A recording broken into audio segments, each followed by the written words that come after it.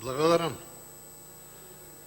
Колега Николовски, се пријавив да ви реплицирам со оглед на тоа што имате поголемо животно и работно искуство и сега со вашиот речник да ви одговарам овде за изгубена битка со сите загинати војници, да кажете дека сте ја добиле, тоа е катастрофа за еден генерал и катастрофа за еден пензионер. Еве ќе ви образложам зошто. Се што прочитавте и кажавте на почетокот, теоретски, тоа е теоретски така. Значи, теоретски е така. И сите ваши функционери на државно и на локално ниво требало тоа да го прочитаат, да го знаат пред да се нафатат на вакви одговорни функции. Значи, тоа што го прочитавте треба да го знаат тие, па за да дојдат да извршуваат такви функции. А не сега вие им читате, бадијала помина повеќе од пола мандатот, никој ништо не прочитал, не сработил и не знаел што да сработи. Јас верувам дека еден куп на функционери на локално и на државно ниво не знаат и што да работат. Значи, прво се учи теоретски, после во пракса и така натаму.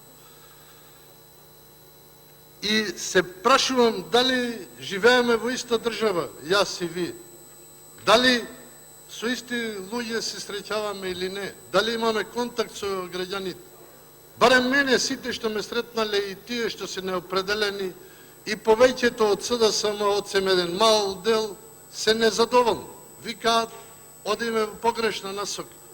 Не чини се ова што се случува. Не знам од каде вие зборувате за сето тоа. Трошењето на народните пари. Цело време зборувавте за трошење на народни пари. Па сите видоа, еве, како се трошат народните пари. Јас нема ништо тука да додадам, нити да коментирам. Тоа што граѓаните го знаат, го читаат, го гледаат, тоа е тоа. Значи, јас нема да им кажувам тука, тие треба сами да си видат дали трошењето на парите е така како што е. Раковте, завршната сметка е нашиот живот, тоа е животот на граѓаните. И ги спомнавте и пензионерите. Подобар им е животот на граѓаните. Па плюс се осмеливте да кажете за пензионерите дека порано не им чинело, а сега им чини. Значи, јас ќе ве подсетам на неколку работи за пензионерите. Значи, прв пат видоа бања, прв пат се осетија како луѓе што се заслужни за создавањето на оваа држава во претходниот период, кога има и бесплатен викенд, кога има еден куп привилегии, и тоа тие го заслужили, тие заслужили уште повеќе. Пензиите им се покачува на 6 месеци или секоја година. Јас сум член на Комисијата за труд и социјална политика и го следев тоа. И сега, вие тоа да го извртите и да зборувате позитивно, не знам. Илија Николовски контрареплика. Илија Николовски контрареплика.